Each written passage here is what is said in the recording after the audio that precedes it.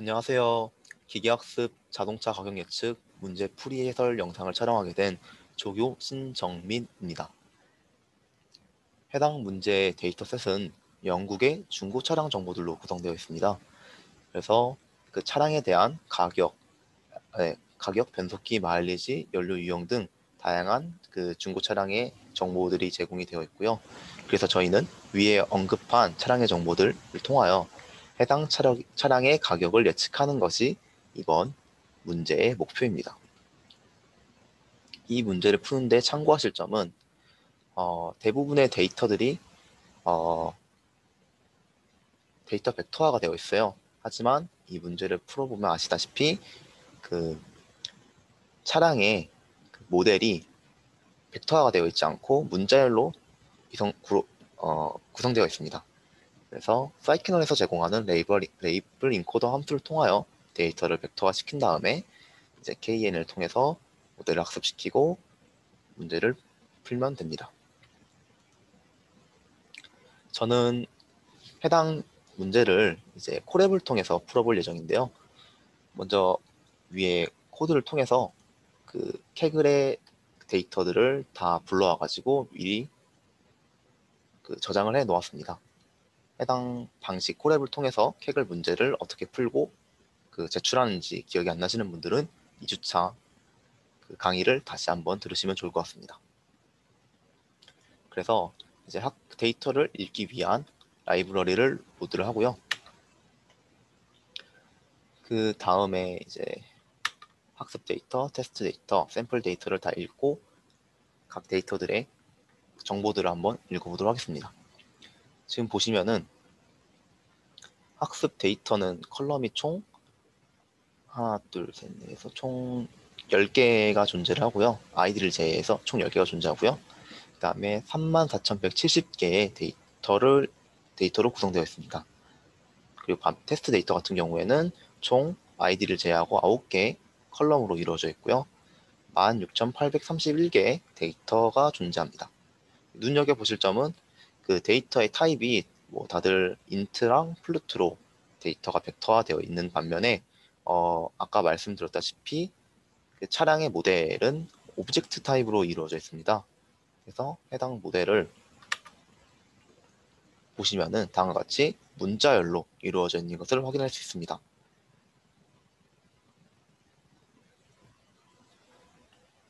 그래서 저희는 이 레이블 인코더라는 함수를 통해서 이제 데이터 벡터화를 진행할 건데요. 이 레이블 인코더를 어떻게 사용하는지 모르시는 분들은 도큐멘테이션을 들어가 보면은 다음과 같이 예제가 잘 나와 있습니다. 그래서 해당 라이브러리를 다 긁어가지고 이제 그대로 저희의 데이터에 맞춰서 사용하시면 돼요. 그래서 다음과 같이 레이블 인코더를 정의한 다음에 그다음에 학습용 데이터에 핏 시키고 변환을 트랜스폼을 시킵니다. 그리고 테스트 데이터도 역시 변환을 시키는데 이때 주의하실 점은 테스터 데이터에 대해서도 핏 트랜스폼을 하는 것이 아니라 학습용 데이터에서 핏했던 그 레이블 인코더를 그대로 사용한다는 점입니다. 이게 해당 문제에서는 학습용 데이터와 테스트 데이터 둘 다 그 모델의 종류가 동일해가지고 각각에 대해서 핏 트랜스폼을 하셨다고 하더라도 이제 문제 없이 학습이 되었을 텐데요. 근데 만약에 뭐 트레인 데이터에서는 그 차량의 모델이 한 30여 가지가 있고 테스트에서는 15가지가 있다면은 이제 올바른 매핑이 안 되겠죠. 그래서 반드시 트레인으로 핏을 시켰다면 테스트도 그대로 트레인의 레이블 인코더를 사용을 해야 합니다. 그 다음에는 이제 데이터를 numpy로 바꾸는 건데요. 여기서 주의하실 점은 저희가 데이터가 이 id라는 컬럼까지 같이 존재를 합니다. 근데 이 id는 말 그대로 각 차량의 그 ID 값을 나타내는 거라서 실제 그 차량의 가격과 관련 있는 정보가 아니에요. 그래서 이 id를 같이 읽어서 이제 모델에 학습하시는 분들이 종종 있으셨는데 그러면은 모델의 성능에 큰 그 감소를 일으키니까 이 점 주의하시기 바랍니다. 그 다음은 이제 저희가 모델이 잘 학습됐는지를 평가하기 위한 그 밸리데이션 셋을 나눌 거예요. 학습용 데이터와 밸리데이션 데이터로 나눌 거예요. 그래서 밸리데이션으로 어떻게 나누냐 하면은 잘 아시다시피 train, test, split 함수를 사용할 건데 scikit-learn 도큐멘테이션을 가보면은 이 함수가 어떠한 파라미터를 입력으로 하고 어떻게 사용하는지에 대한 이그젬플도 나와 있습니다. 각 파라미터는 수업 시간에 다룬 내용이기 때문에 해당 영상에서는 다루지 않을 것이고요. 사용법에 대해서 이제 이그젬플 코드를 가져와서 제 입맛대로 좀 바꾸도록 하겠습니다. 지금 그 콜앱의 또 장점이 뭐냐면 이 도큐멘테이션을 들어가지 않더라도 다음과 같이 어떠한 파라미터를 사용해야 되는지를 알려주는 점인데요. 일단은 첫 번째 파라미터에 저희가 나누려고 하는 데이터를 넣어주고요. 그 다음에 테스트 사이즈가 디폴트는 0.25인데 저는 0.3으로 설정하도록 하겠습니다. 그 다음 랜덤 스테이트 값을 고정을 해주고요. 데이터가 잘 섞이도록 셔플도 추루로 해주겠습니다. 그 다음에 해당 파라미터 값은 잘 아시다시피 이제 그 데이터를 쪼갤 때 이제 동일한 어떠한 한 컬럼에 대해서 그 동일한 트레인과 밸리데이션이 동일한 분포로 쪼개도록 설정하는 그런 파라미터입니다. 그래서 보통은 이제 클래시피케이션 문제를 풀 때 저희가 저희가 구하려고 하는 그 레이블 값, y 값을 이제 가지고 이렇게 설정을 하게 되는데요.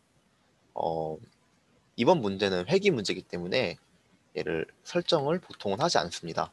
하지만 이제 눈여겨서 보셔야 할 점은 그 각 컬럼들을 보면은 이 텍스 세금값이나 마일리지 값 같은 경우에는 이제 어떠한 각각의 클래스를 나타내는 값이 아니지만 이 컴팬이나 모델 같은 경우에는 어떠한 그 차량의 클래스를 나타내는 값입니다. 그래서 컴퍼니는 총 5가지의 차량의 회사가 존재하고 있고요. 해당 데이터셋에. 그 다음에 모델 같은 경우에도 모델의 개수가 한번 모델의 개수가 몇 개인지 확인해 볼게요.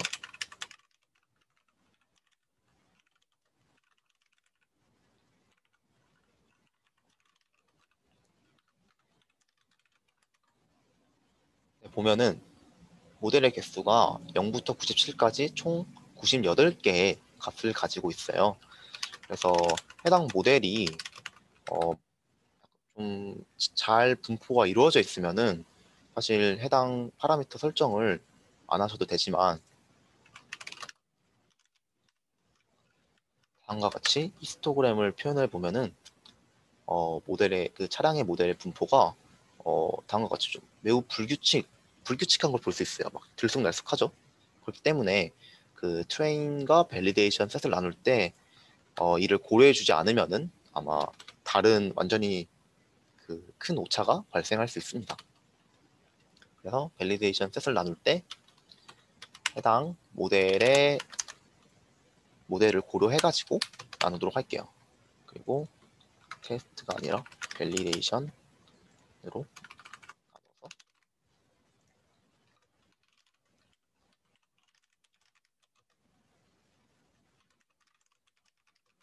확인해 보면은 네, 학습용 데이터를 23,919개로 나눴고 밸리데이션 셋은 1,251개로 나눴습니다.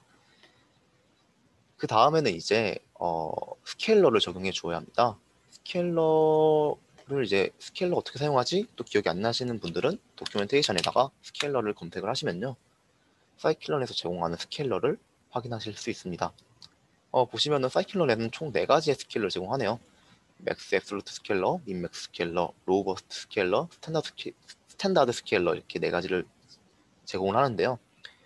어떤 스케일러를 사용해도 상관없습니다. 저는 이번 실습에서는 스탠다드 스케일러를 사용하도록 하겠습니다.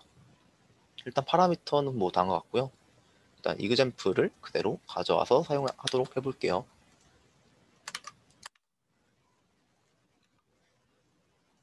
일단 스탠다드 스케일러를 스케일러라는 변수에다가 정의를 하고요.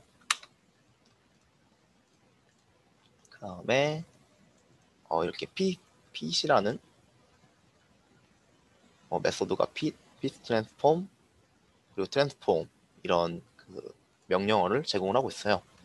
그래서 저는 일단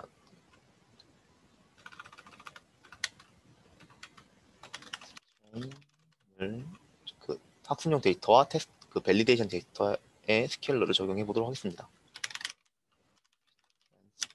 을 적어가지고 스케일러를 핏 시킨 다음에 변환을 시켜주고요. 밸리데이션 역시 변환을 시켜주겠습니다. 여기서 또 유의하실 점은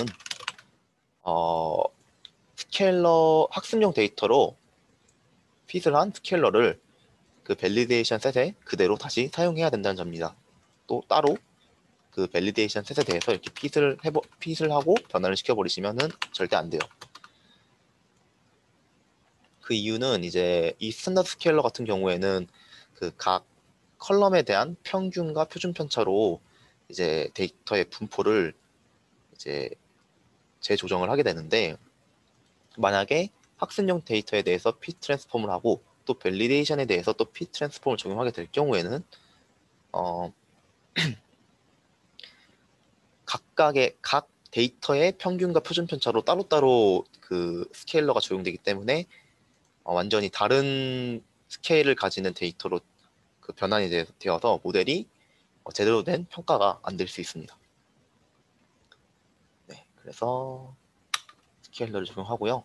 그 다음에는 이제 KNN을 사용해 보도록 하겠습니다. 이 사이클론 도큐멘테이션 들어가면은 클래시피케이션과 리그레션 이렇게 크게 두 개의 카테고리로 나눠지는데요. 저희는 리그레션 문제를 푸는 거기 때문에 리그레션 카테고리로 들어가서 니얼리스트 네이버즈를 찾으면은 다음과 같이 니얼리스트 네이버즈 리그레션이 있어요. 그리고 여기서 K 네이버즈 리그레션을 들어가면은 그 파라미터에 대한 설명과 이그젬플이 나타납니다. 그래서 이 이그젬플에 있는 거를 그대로 가져다가 사용할게요.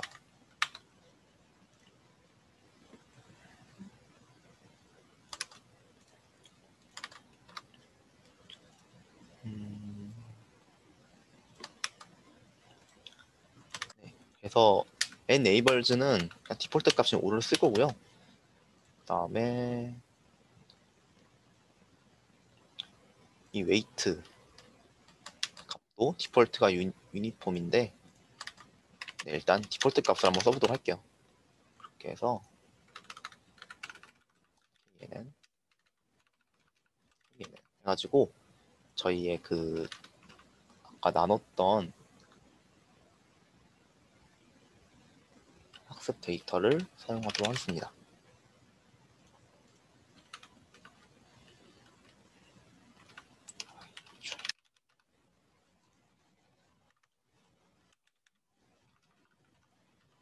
그리고 핏을 통해서 학습을 시켰다면 이제 밸리데이션 셋으로 평가를 한번 해봐야겠죠.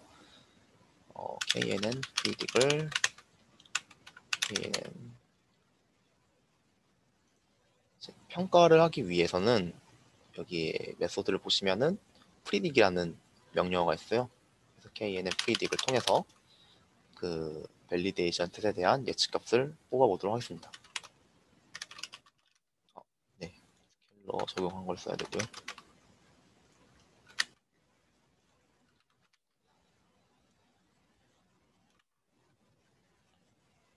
네, 그래서 학습을 시켰고 그 다음에 밸리데이션 셋으로 그 예측값을 뽑아보았어요. 그러면 이제 잘 예측이 됐는지 확인하기 위해서 이제 평가를 한번 해봐야 되는데요.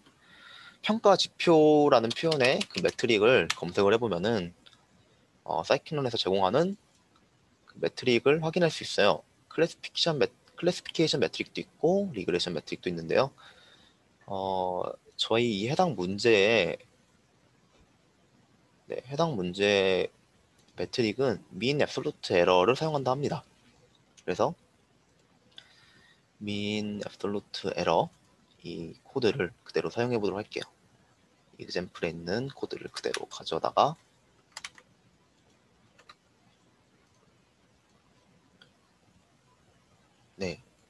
지금 보시면은 example 코드를 보니까 이게 정답 값이고요. 실제 정답. 이게 예측 값인 것 같아요. 그래서 저희 그 밸리데이션의 실제 정답 값은 yValid라는 변수에 있고요. 그 다음에 예측 값은 knn predict이라는 변수에 저장되어 있습니다. 그렇게 해서 실행을 시켜보면요. 1465라는 값이 나왔네요.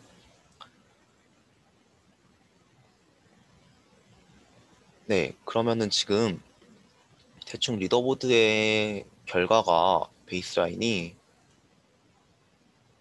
1439예요. 그래서 지금 이 베이스라인보다 좀 더 못한 성능을 보이고 있는데 한번 K 값을 바꿔 보거나 아니면은 아까 웨이트 값을 유니폼이 아니라 디스턴스라는 게 있었거든요. 이 디스턴스를 적용해서 다시 한번 실행을 해볼게요.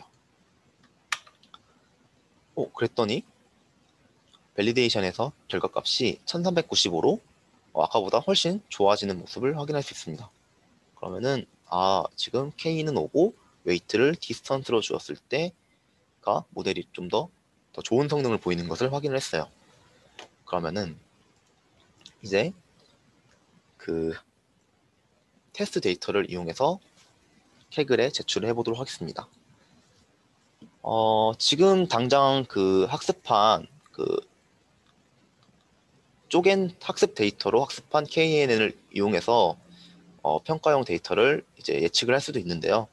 근데 이제 학습용 데이터가 많으면 많을수록 좀 더 오버피팅이 방지되는 효과가 있기 때문에 저희는 아까 쪼갰던 트레인과 밸리데이션으로 쪼갰던 학습용 데이터를 다시 다 합쳐서 KNN을 다시 학습시킨 다음에 평가를 다시 하겠습니다. 그래서 다시 이렇게 학습용 데이터를 전체 34,170개를 다 사용할 거고요. 스케일러 적용을 할 거예요. 다시 트레인과 밸리데이션이 아니라 이번에는 테스트를 이용해서 정교화를 진행을 해주고요. 그 다음에 KNN 아까 같이 똑같이 K노 웨이트는 디스턴스를 이용해서 학습을 시키고 그 다음에 테스트 또 진행을 하겠습니다.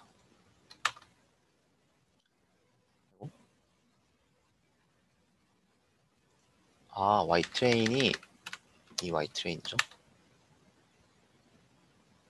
네, 그러면 지금 KNN 프리딕에 이제 실제 테스트 데이터에 대한 예측값들이 총 저장되어 있어요. 16,831개로 저장되어 있는데요. 이제 서브밋 파일을 이용해서 이제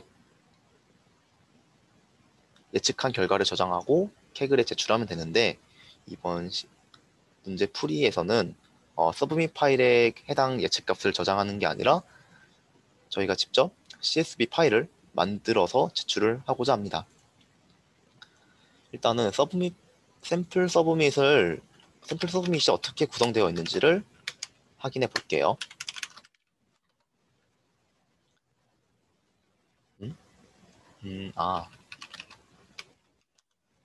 서브밋을 정보를 확인해 보면은 컬럼이 아이디와 프라이스 두 개로 이루어져 있고요. 총 16,831개의 데이터 개수는 맞죠? 그리고 타입이 int 64로 되어 있습니다. 그러면은 저희가 일단 id라는 변수를 하나 만들어 줄게요. id 변수는 이제 총 이 range라는 함수를 이용해 가지고 포문을 돌려서 일단 실행을 시켜 볼게요. 코드 실행시키면은 i라는 값이 0부터 16,830이라는 그 정보가 들어있는 배열을 만들었고요.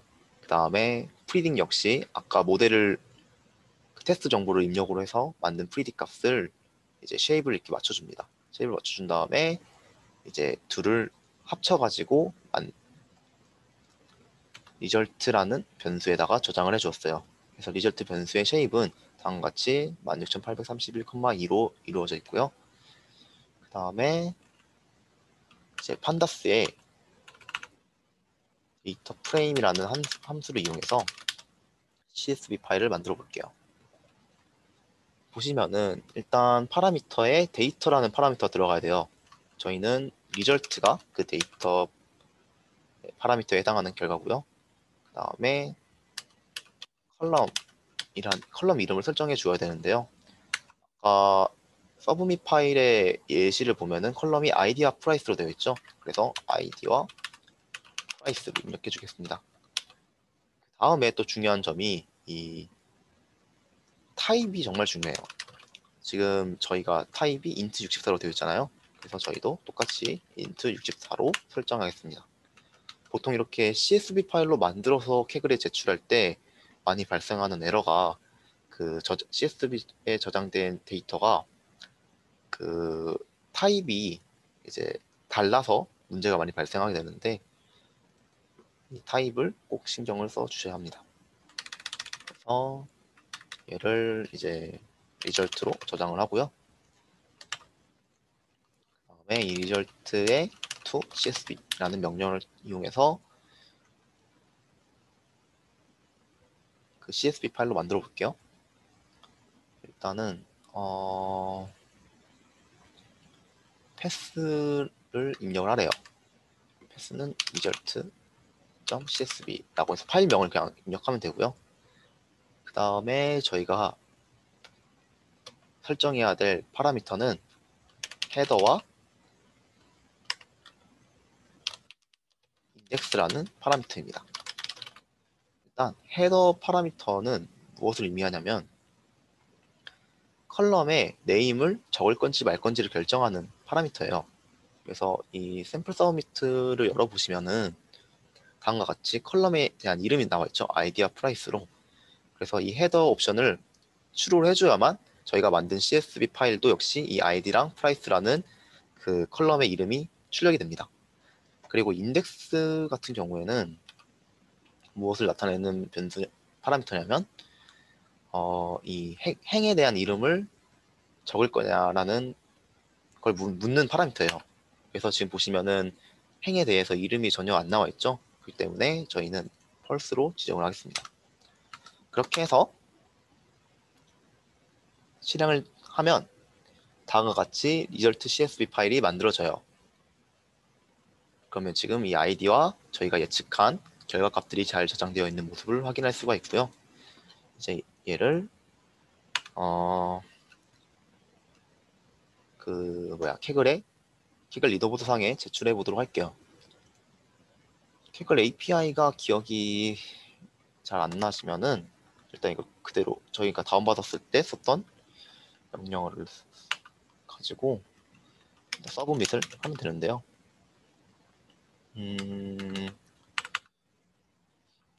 기억이 안 나면은 일단 실행을 시켜봐요.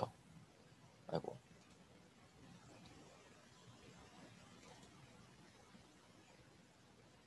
네. 실행시켜 보면은 이제 이 서브밋이라는 명령어는 다음과 같이 이루어져 있다고 하네요. 그러면은 일단 -f를 붙이고 그 다음에 파일 네임은 저희 result csv죠. 그 다음에 메시지. 이 메시지는 그 저희가 리더보드 상에 이제 제출할 때 약간 메모 코멘트 나는 거예요. 그래서 그냥 KN이라고 하겠습니다. 그 다음에 컴피티션 서브밋 어디에 제출할지에 대한 결과 여기다 적어주고요. 그렇게 해서 실행을 시키게 되면은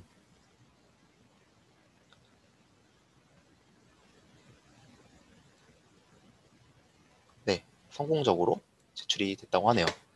그래서 리더보드 상에 들어가가지고 마이 서브미션을 확인해 보면은 다음과 같이 제출이 완료된 것을 확인하실 수가 있습니다. 그래서 리더보드 결과는 이제 1439고 그냥 디폴트 결과를 넣게 되니까 아까 뭐였죠? 1344의 결과를 보임으로써 리더보드보다 더 높은 성능을 보였네요. 네, 이상으로 문제풀이 영상 마치도록 하겠습니다. 감사합니다.